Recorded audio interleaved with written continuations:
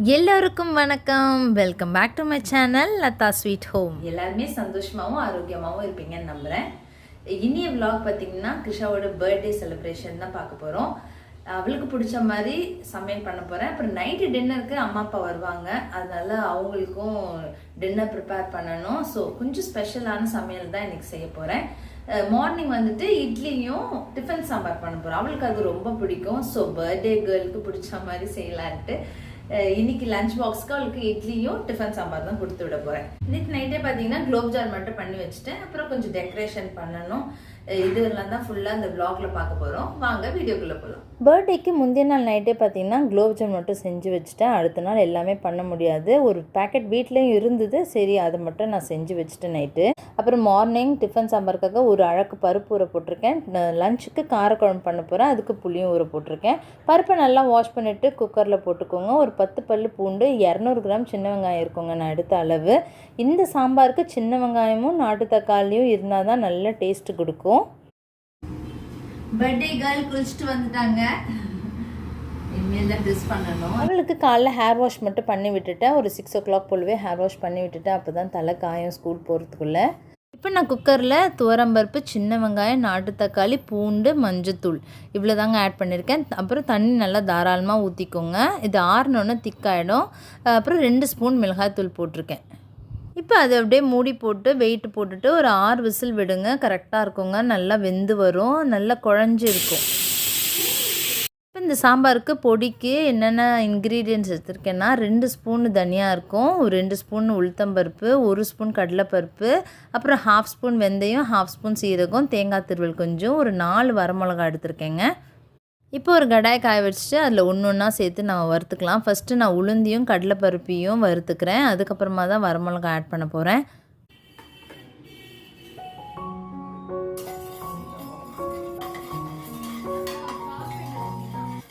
அப்படியே ஸ்லோவில் வச்சுட்டு இட்லியும் வெந்துடுச்சு. ஸோ அதை ஹாட் பேக்கில் மாற்றி வச்சுனா எனக்கு அந்த வேலை முடிஞ்சிடும். அவங்க பாட்டி வந்து காசு கொடுத்தாங்களாம், ஒரே ஹாப்பி. அது உண்டியலில் போட்டு வச்சுக்கோன்னு சொல்லிட்டேன். சம்டைம்ஸ் எதாவது சேஞ்ச் எதாவது வேணும்னா அவள் உண்டியல்லேருந்து எடுத்துருவேன். அதனால அவள் ரொம்பவே இந்த வாட்டி ஸ்ட்ரிக்டாக நீ தொடவே கூடாதுமா அப்படின்னு சொல்லிட்டா. சரி உண்டியலில் போட்டு வச்சுக்கோ.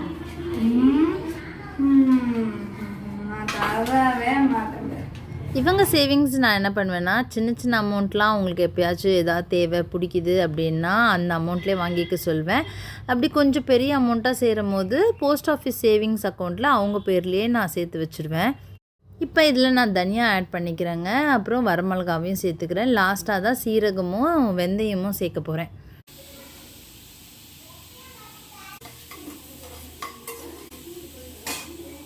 இப்போ பார்த்தீங்கன்னா இட்லி ரெடியாக இருக்குது. அதனால் இட்லியை மட்டும் லஞ்ச் பாக்ஸில் ஃபஸ்ட்டு பேக் பண்ணி வச்சுட்டு போகிறேன். நான் வந்து சின்ன சின்ன பீஸாக கட் பண்ணி தான் லஞ்ச் பாக்ஸுக்கு பேக் பண்ணுவேன். அப்போ தான் அவங்களுக்கு சாப்பிட ஈஸியாக இருக்கும். இப்போ இந்த மசாலாஸில் வெந்தயமும் சீரகம், தேங்காய் திருவல் மட்டும் ஆட் பண்ணிவிட்டு லேசாக வறுத்துட்டு அடுப்பு ஆஃப் பண்ணிவிடுங்க. இதை நல்லா ஆற விட்டு ஒரு மிக்ஸி ஜாரில் கொட்டி நைஸாகவே அரைச்சி எடுத்துக்கலாம். பார்த்திங்கன்னா பருப்பு நல்லா குழைய வெந்திருக்கு. இந்த மாதிரி வேகணுங்க. இதை ஒரு கரண்டி வச்சு நீங்கள் கலக்கி விட்டாலே எல்லாமே நல்லா மிக்ஸ் ஆகிடும். இதில் வந்துட்டு கொஞ்சமாக இப்போ புளியை கரைச்சி ஊற்றணுங்க. கொஞ்சமாக ஊற்றினாலே போதும். டிஃபன்னால் கொஞ்சம் புளிப்பு இருந்தால் போதும். இந்த அளவுக்கு ஊற்றுங்க. அப்புறம் தேவையான அளவு உப்பு. இது ஒரு 5 மினிட்ஸ் போல் கொதிக்க விடுங்க. அப்போ தான் அந்த புளி வாசனை போகும். இப்போ இதில் நம்ம அரைச்சி வச்சுருக்க மசாலாஸ் வந்து ஆட் பண்ண போகிறேன். இது நல்லா ஒரு 2 ஃபுல் டேபிள் ஸ்பூன் ஆட் பண்ணியிருக்கேங்க. அப்போ தான் நல்லா வாசனையாக இருக்கும். இந்த சாம்பாருக்கு ஃப்ளேவர் கொடுக்கறதே இந்த பொடி தாங்க. நான் எடுத்திருக்க அளவு பார்த்திங்கன்னா ஒரு அழகு ஃபுல்லாக பருப்பு எடுத்திருக்கேங்க. கொஞ்சமாக கரண்டியில் எடுத்து டேஸ்ட் பண்ணி பார்த்தேன். ரொம்ப சூப்பராக வந்திருந்தது. இப்போ இதில் கொத்தமல்லி தூவிட்டு அப்புறம் தாளித்து இறக்க போகிறோம். தாளிப்புக்கு ஆஸ் யூஷுவல் கொஞ்சம் எண்ணெய் விட்டு கடுகு, கருவேப்பிலை, அப்புறம் பெருங்காயம் போட்டிருக்கேன். இந்த 3 இன்க்ரீடியன்ட்ஸ் அங்கே போட்டிருக்கேன். இப்போ பார்த்திங்கன்னா தண்ணியாக இருக்கிற மாதிரி இருக்குங்க. அப்புறம் ஆறணுன்னு ரொம்பவே திக்காகிடும். திக்காச்சுன்னா கொஞ்சம் சுத்தண்ணி மட்டும் ஊற்றிட்டு உப்பு தேவையான அளவு போட்டுக்கோங்க. பர்த்டேகள் ரெடி ஆகிட்டு டிஃபனும் சாப்பிட்டு முடிச்சிட்டாங்க. டிஃபன் சாம்பாரை ரொம்பவே ரசித்து சாப்பிட்டாங்க. நம்ம வீட்டில் யாராவது இந்த மாதிரி ரசித்து சாப்பிடும் போது நமக்கே ஒரு இன்ட்ரெஸ்ட் வரும், இன்னும் வேறு ஏதாவது புதுசாக ட்ரை பண்ணலாம் அப்படின்ட்டு.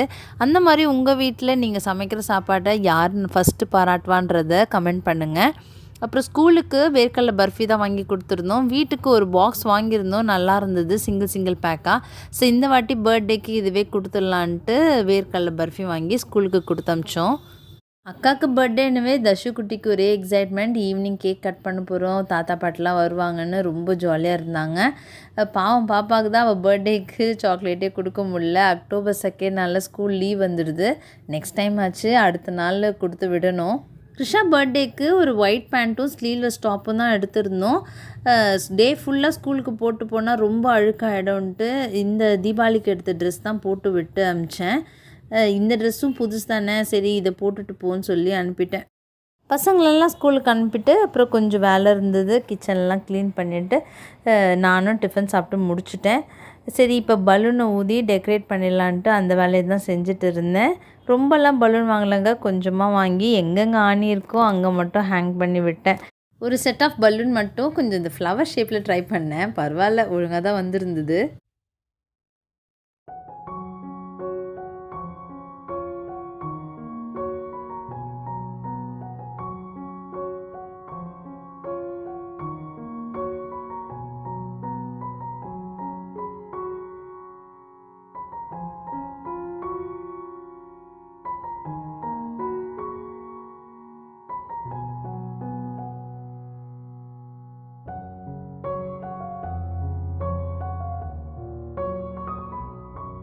பலூன்ஸ்லாம் தொங்க விட்ட பிறகு தான் இந்த பர்த்டே லுக்கே வந்திருந்தது வீட்டுக்கு, பார்க்கவே அழகாக இருந்தது.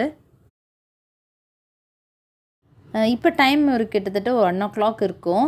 இப்போ பன்னீரை மேரினேட் பண்ணி ஃப்ரிட்ஜில் வச்சுட்டா ஈவினிங் செய்யறதுக்கு கரெக்டாக இருக்கும்ன்ட்டு ஆரம்பித்தேன். பன்னீர் டிக்கா தான் செய்ய போகிறேன். அதுக்கு 1/2 கிலோ பன்னீர் வாங்கிட்டு வந்திருந்தேன். 11 மெம்பர்ஸ்க்கு செய்ய போகிறேன், அதனால் இந்த அளவு எனக்கு கரெக்டாக இருக்கும். இது செய்கிறதுக்கு பன்னீர் நல்லா க்யூபாக கட் பண்ணிக்கோங்க. கொஞ்சம் பெரிய சைஸாக இருந்தால் தான் பன்னீர் உடையாமல் இருக்கும். ஒரு பாத்திரத்தில் கொஞ்சம் இஞ்சி பூண்டு, 2 டேபிள் ஸ்பூன் கெட்டியான தயிர் போட்டிருக்கேன். அப்புறம் தந்தூரி மசாலா ரெடிமேட் பேக்கெட் விற்கும், அதுதான் ஆட் பண்ணியிருக்கேன் இன்றைக்கி. கூடவே கொஞ்சம் ரெட் சில்லி பவுடர், அப்புறம் உப்பு. அதுக்கப்புறம் பார்த்திங்கன்னா இதுக்கு ஃப்ளேவர் கொடுக்கறது இந்த கசூரி மேத்தி தாங்க. இது நல்லா க்ரஷ் பண்ணிவிட்டு சேர்த்துக்கோங்க. அப்புறம் லெமன் சேர்த்துருக்கேன். இந்த மசாலாவெல்லாம் ஃபுல்லாக மிக்ஸ் பண்ணிவிட்டு உப்பும் புளிப்பு மட்டும் செக் பண்ணிக்கோங்க. அப்புறம் நம்ம கட் பண்ணி வச்சுருக்க பன்னீர் அதில் மிக்ஸ் பண்ணிவிட்டு மேரினேட் பண்ணி நான் ஃப்ரிட்ஜில் வச்சுட்டு போகிறேன். ஈவினிங் போல் தான் எடுத்து நான் செய்ய போகிறேன்.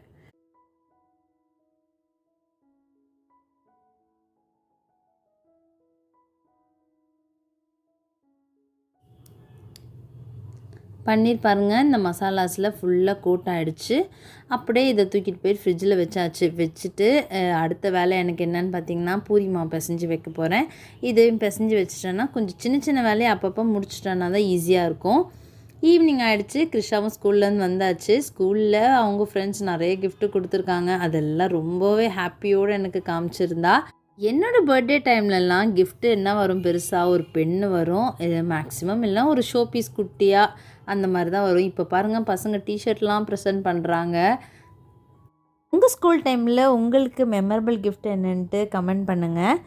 இந்த வாட்டி கிருஷாவுக்கு வந்துட்டு பிடிச்ச கிஃப்ட் என்னென்னு கேட்டால் அந்த டிஷர்ட் தான் அவளுக்கு இந்த வாட்டி ரொம்ப பிடிச்சிருந்ததுன்னு சொன்னால். அப்புறம் இந்த கிளிட்டர் பேப்பர் காலையில் ஒட்ட மறந்துட்டேன். சரி பசங்க ஹெல்ப்போட இந்த கிளிட்டர் பேப்பர் மட்டும் நான் ஒட்டி முடிச்சிட்டேன். நடுவில் லஞ்செலாம் சாப்பிட்டுட்டு ஒரு 2 hours ரெஸ்ட் எடுத்தேங்க. ரெஸ்ட் எடுத்துகிட்ட பிறகு தான் சமைக்க ஆரம்பித்தேன். ஒரு 4:30 போல் டின்னர் ப்ரிப்பரேஷனை ஸ்டார்ட் பண்ணேன். ஃபஸ்ட்டு வந்துட்டு ஒயிட் மஷ்ரூம் கிரேவி தான் செய்ய போகிறேன். அதுக்கு நல்லா மஷ்ரூம் எல்லாம் வாஷ் பண்ணிவிட்டு பொடியாக நறுக்கி வச்சுக்கணும். மஷ்ரூம் வந்து வாங்கின அன்றைக்கே நம்ம செஞ்சோம்னா நல்ல டேஸ்ட்டு கொடுக்குங்க. அதனால் அன்றைக்கி ஃப்ரெஷ்ஷாக தான் வாங்கி செஞ்சுருந்தேன். ஒரு கடாயில் பட்டர் விட்டு இந்த மஷ்ரூம் எல்லாம் போட்டு நல்லா ஃப்ரை பண்ணி எடுத்துக்கோங்க. மஷ்ரூமே நல்லா தண்ணி விடுங்க, தண்ணி சுண்டுற அளவுக்கு நல்லா ஃப்ரை பண்ணி எடுத்துக்கோங்க. இதில் உப்பும் கொஞ்சம் பெப்பர் மட்டும் ஆட் பண்ண போகிறேன். அப்புறம் பொடியாக நறுக்குன்னா பூண்டையும் சேர்த்துக்க போகிறேன். இது அப்படியே நான் மீடியம் ஃப்ளேமில் வச்சுட்டு இதுக்கு தேவையான மசாலாஸை அரைச்சி எடுத்துக்கலாம். இந்த கிரேவி பண்ணுறதுக்கு என்னென்ன அரைக்கணும்னு பார்த்திங்கன்னா வெங்காயம், முந்திரி, பச்சை மிளகா, சோம்பு, பட்டைங்க. நான் குவான்டிட்டி அதிகனால வெங்காயம் ஒரு 1/4 கிலோ இருக்கும். அப்புறம் முந்திரியும் 20 கிராம் இருக்குங்க. 4 பச்சை மிளகா எடுத்திருக்கேன். அப்புறம் இதில் சோம்பும் பட்டையும் ஆட் பண்ணிக்கணுங்க. நான் வீடியோவில் காமிக்க மறந்துட்டேன். இந்த மாதிரி நைஸாக அரைச்சி எடுத்துக்கோங்க. இந்த மஷ்ரூம் பாருங்கள் எவ்வளோ தண்ணி விட்டுருக்குன்ட்டு நான் தண்ணியே ஊற்றலைங்க. இதெல்லாம் நல்லா சுண்டுன பிறகு இப்போ இது ஒரு தண்ணி பாத்திரத்தில் எடுத்து வச்சுக்கோங்க.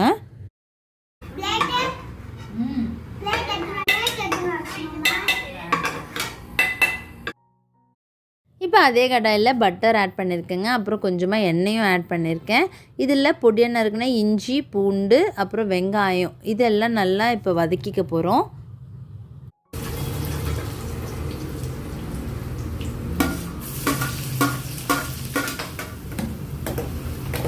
இப்போ இந்த வெங்காயத்தில் நம்ம அரைச்சி வச்சுருக்க பேஸ்ட் ஆட் பண்ணிக்கிறேன். இது நல்லா ஸ்லோ ஃப்ளேமில் வச்சு வதக்கிக்கோங்க. கொஞ்சமாக தண்ணி ஆட் பண்ணிக்கோங்க. இந்த வெங்காயத்தோட பச்சை வாசனை போகணுங்க. அதனால் கொஞ்சம் கொஞ்சமாக தண்ணி ஆட் பண்ணி நல்லா வதக்கி எடுத்துக்கோங்க. சைடில் பார்த்திங்கன்னா டீ போட்டு ஃப்ளாஸ்கில் வச்சுட்டு போகிறேன். அம்மா அப்பா வந்தாங்கன்னா அவங்களுக்கு கொடுக்கறதுக்கு ஈஸியாக இருக்கும். அப்படி இல்லைன்னா கிச்சனில் எதாவது நான் வேலை பண்ணிட்டு இருந்தேன்னா நடுவில் போடுறதுக்கு கஷ்டமாக இருக்கும். அதனால் இப்போ ஃப்ளாஸ்கில் போட்டு நான் எடுத்து வச்சுட்டு போகிறேன். பன்னீர் டிக்காவுக்கு தொட்டுக்க வந்து க்ரீன் சட்னி பண்ண போகிறேன். அதுக்கு கொத்தமல்லி, புதினா, லெமன், உப்பு, தயிர் இவ்வளோதாங்க. இது நல்லா நைஸாக அரைச்சி எடுத்துக்கோங்க. பன்னீர் டிக்கா கூட இதை தொட்டு சாப்பிடும்போது சூப்பராக இருக்குங்க காம்பினேஷன்.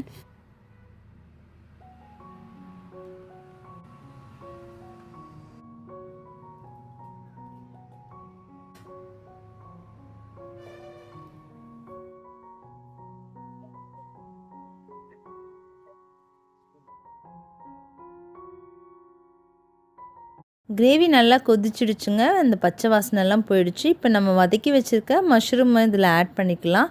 கூடவே கொஞ்சமாக புளிப்பில்லாத தயிர் மட்டும் ஆட் பண்ணிக்கிறேன். நம்ம தக்காளியே ஆட் பண்ணதுனால நான் தயிர் ஆட் பண்ணிக்கிறேன். அப்போ தான் அந்த டேஸ்ட் வந்து பேலன்ஸ் ஆகும். லாஸ்ட்டாக உப்பு மட்டும் செக் பண்ணிக்கோங்க. ஃபைனலாக கொஞ்சம் பட்டர், அப்புறம் கசூரி மேத்தி, அப்புறம் கொத்தமல்லி ஆட் பண்ணிக்கோங்க. ஃப்ரெஷ் க்ரீம் இருந்தால் ஆட் பண்ணுங்கள். அப்படி இல்லைன்னா ஸ்கிப் பண்ணிடலாம். நான் வந்து கொஞ்சம் ஸ்பெஷலாக சமைக்கிறதுனால இந்த வாட்டி ஃப்ரெஷ் க்ரீம்லாம் வாங்கி அதில் சேர்த்துருந்தேங்க. ரொம்பவே டேஸ்ட்டு சூப்பராக வந்துருந்தது.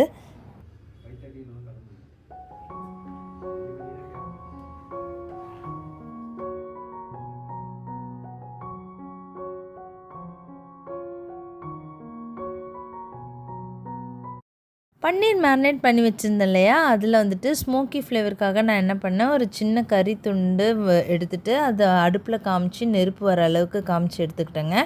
அப்புறம் நம்ம மேரினேட் பண்ணி வச்சுருந்த பன்னீர் கிண்ணத்தில் ஒரு சின்ன கிண்ணம் வச்சுட்டு இந்த கறி துண்டையும் அதில் வச்சுட்டு கொஞ்சமாக பட்டர் ஆட் பண்ணிட்டேன். அப்போ அந்த புகை வரும்போது நம்ம கரெக்டாக மூடி போட்டு வச்சிட்டோம்னா அந்த ஸ்மோக்கி ஃப்ளேவர் அது நல்லா ஸ்ப்ரெட் ஆகி சூப்பராக இருக்குங்க டேஸ்ட்டு. இந்த தந்தூரி அடுப்புலாம் இல்லாமையே அந்த தந்தூரி டேஸ்ட்டு அந்த ஸ்மெல்லு இந்த பன்னீரில் வருங்க. இதே மாதிரி நீங்கள் சிக்கனை கூட ட்ரை பண்ணலாம். இந்த பன்னீர் மசாலாலே கொஞ்சம் க்யூபாக கட் பண்ண வெங்காயம், குடமிளகா அதுலேயே நல்லா பரட்டிட்டு அதையும் நான் தவாவில் போட்டு ஃப்ரை பண்ணி எடுத்துட்டேன். அம்மா பார்த்திங்கன்னா வந்துட்டாங்க பர்த்டே ஃபங்க்ஷனுக்கு. எனக்கு ஹெல்ப் பண்ணுறதுக்கு கிச்சனுக்கு வந்துட்டாங்க. அவங்க வந்துட்டு பூரி மட்டும் திரட்டி கொடுத்தாங்க. மற்றதெல்லாம் ஆல்மோஸ்ட் நான் முடிச்சிட்டேன். பன்னீர் வந்து தவாவில் ஃப்ரை பண்ணும்போது கொஞ்சம் பட்டர் ஆட் பண்ணிக்கோங்க. அப்புறம் அந்த ஆனியன், குடமிளகாலாம் இருக்கு இல்லையா, அதையும் ஃப்ரை பண்ணும்போது கொஞ்சம் பட்டர் ஆட் பண்ணிக்கிட்டிங்கன்னா உங்களுக்கு ஸ்மெல்லும் சரி டேஸ்ட்டும் சரி நல்லாவே இருக்கும். அம்மா அப்பா நம்ம வீட்டுக்கு வந்து நம்ம சமைச்சது சாப்பிடும்போது ஒரு தனி சந்தோஷமாக தான் இருக்கும். இதெல்லாம் ஃப்ரை பண்ணி முடிச்சுட்டு நான் என்ன பண்ணேன்னா ஒரு டூத்பிக் எடுத்துகிட்டு அதில் இந்த ஆனியன் ஒரு ஸ்லைஸு, 2 பன்னீர், அப்புறம் ஒரு குடமிளகான்ட்டு செட் பண்ணி வச்சுட்டேன். அப்புறம் எல்லாருமே ஃபேமிலியில் ரெடி ஆகிட்டோம். இந்த கிச்சன் ஒர்க் முடிச்சுட்டு கேக் கட் பண்ண வேண்டியது தான். கிருஷாவோட பர்த்டே ட்ரெஸ் இது தாங்க. அவளுக்கு வந்து இந்த டிசைனர் வேர்லாம் பிடிக்கவே இல்லை. இந்த மாதிரி ஜீன்ஸ் டாப் தான் கேட்குறா. சரி அந்த மாதிரி எடுத்தாலும் நம்ம எங்கேயுமே போட போகிறது இல்லைன்ட்டு இந்த மாதிரி எடுத்து கொடுத்துட்டோம்.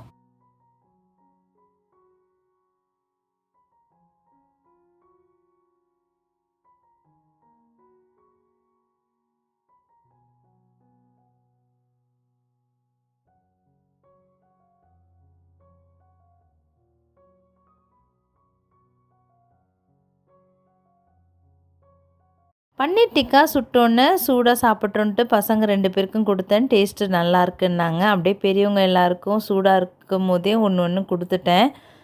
அவங்களும் எல்லாருமே நல்லா இருக்குன்னு சொன்னாங்க. கண்டிப்பாக இதை ட்ரை பண்ணுங்கள் உங்கள் வீட்லேயும். சமையல் வேலை எல்லாம் முடிஞ்சிடுச்சுங்க. டைனிங் டேபிளில் எல்லாமே எடுத்துகிட்டு போய் வச்சுட்டேன். தம்பி மட்டும் வரல. வந்தோடனே கேக் கட் பண்ணிவிட்டு எல்லோரும் சாப்பிட வேண்டியது தான். இன்றைக்கி மெனு எல்லாமே நல்லா இருந்துச்சுங்க. டேஸ்ட்டும் ரொம்பவே நல்லா வந்திருந்தது. சாம்பார் மட்டும் காலையில் பண்ணியிருந்தேன் இல்லையா, அதை மட்டும் சூடு பண்ணி வச்சுட்டேன். மற்றபடி எல்லாமே ஈவினிங் மேலே பண்ணது தான். பூரி, பன்னீர் டிக்கா, அப்புறம் இட்லி, சாம்பார், குலோப் ஜாமுன் நேற்று பண்ணியிருந்தேன். அப்புறம் white mushroom gravy, green chutney. தம்பி பொண்ணு ஹாஸ்னிக்கும் ரீசெண்டாக தான் பர்த்டே முடிஞ்சிருந்தது. அவங்க கேக் கட் பண்ணதுனால இப்போ கேக்கை பார்த்தோன்னே ரொம்ப எக்ஸைட் ஆகிட்டாங்க. கேக் கட் பண்ணோன்ட்டு ஒரே அடம் பண்ணிகிட்டு இருந்தா. கொஞ்சம் நேரம் அப்படியே சமாதானப்படுத்தி அவளை விளையாட வச்சுட்டு அப்புறம் 3 பேரும் சேர்ந்து தான் கேக் கட் பண்ணியிருந்தாங்க.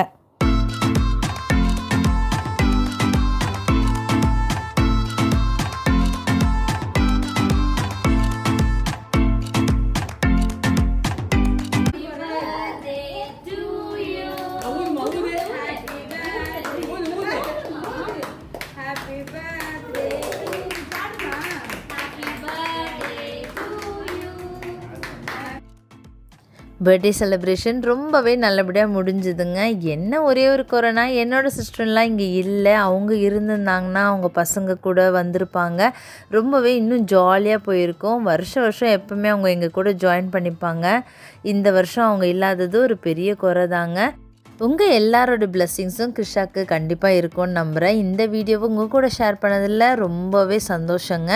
வேறொரு வீடியோவில் உங்கள் எல்லாருமே சந்திக்கிறேன். நம்ம சேனலில் சப்ஸ்கிரைப் பண்ணி சப்போர்ட் பண்ணுங்கள். அப்படியே அந்த லைக் பட்டனையும் ப்ரெஸ் பண்ணிவிடுங்க. பாய், டேக் கேர். இப்படிக்கு அன்புடன் லதா.